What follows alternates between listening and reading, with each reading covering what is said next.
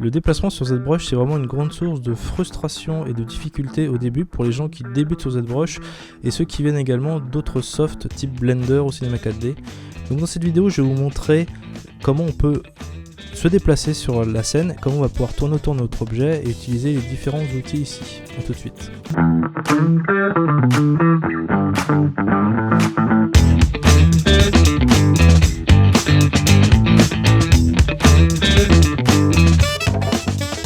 Juste avant de commencer, si vous aimez le contenu de ma chaîne, n'oubliez pas de liker la vidéo, de vous abonner et d'activer la cloche. J'ai préparé cette petite vidéo parce que j'ai pas mal de questions quand les gens s'inscrivent sur la formation gratuite là, des fondamentaux. Je galère, j'ai du mal, je passe par exemple de Blender à ZBrush et j'arrive pas à me repérer sur la scène, j'ai du mal à tourner autour de l'objet, je comprends pas trop comment me déplacer. Donc je voulais vous montrer un petit peu, voilà, qu'est-ce que c'est déjà le déplacement, c'est quand même quelque chose, faut voilà, le comprendre sur ZBrush. Donc je vais vous montrer ça. On a différents outils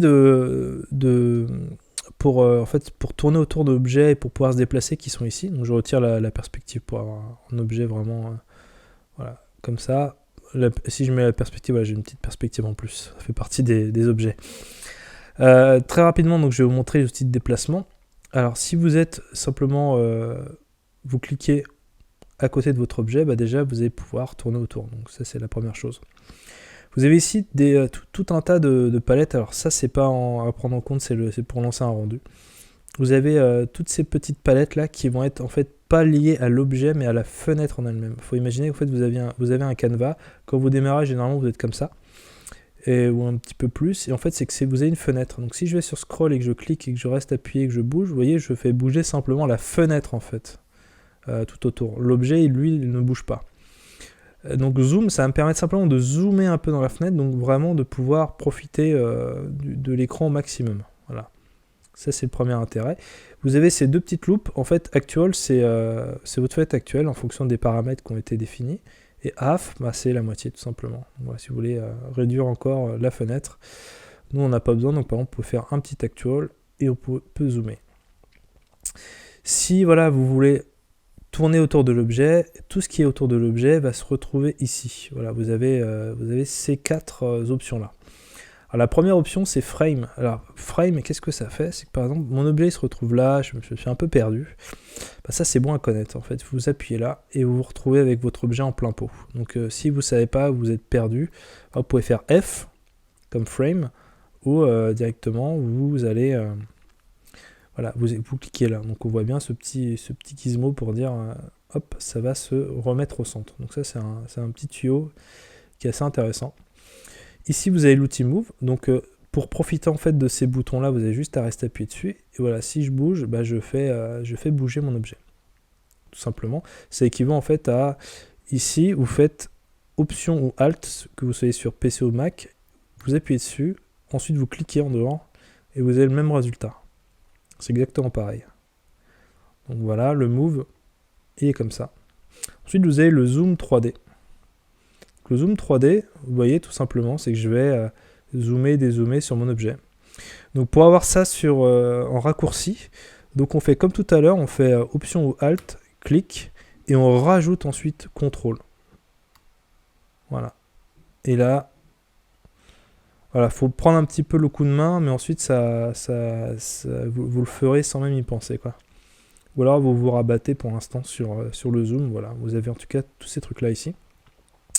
Et la dernière option qui est utile, bah, effectivement, c'est le rotate. Bah, le rotate, c'est ce que je vous ai montré, c'est vraiment exactement, c'est le premier clic, quoi. Donc pour résumer, vous avez soit le clic pour tourner, soit le clic option, voilà. Et on va faire bouger la pièce. Comme ça, vous avez le clic option et contrôle. C'est contrôle sur Mac en tout cas. Et voilà, vous allez pouvoir bouger comme ça. Alors il y a d'autres options évidemment qui sont disponibles, qui ne sont pas forcément sur le déplacement lui-même. Mais vous avez par exemple, ce qu'il faut connaître, c'est le floor. Donc, par exemple, vous avez le sol, ici qui apparaît. Et autre chose que peu de gens savent, je pense, c'est qu'en fait vous avez la possibilité. Ici, vous pouvez cliquer et donc on le voit vraiment pas. Vous voyez le Y il est appuyé.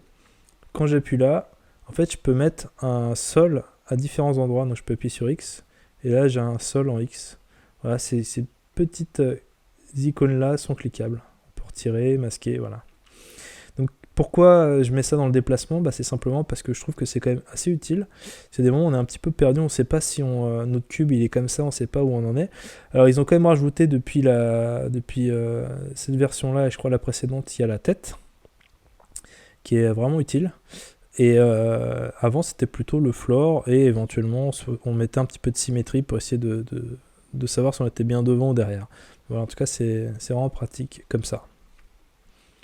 Voilà, j'espère que ça vous a aidé. En tout cas, c'est vraiment les basiques, mais c'est vraiment utile de les connaître pour déjà au moins un peu moins galérer au début et savoir un petit peu. Parce que c'est pas hyper intuitif, je trouve, ici. On imaginerait plutôt des commandes par ici pour bouger ou peut-être en dessous. Enfin voilà. J'espère en tout cas que vous allez vous accrocher. Puis si vous souhaitez en savoir plus, vous avez la formation des fondamentaux, elle est gratuite et je vous explique plein de choses dessus. À très vite, salut.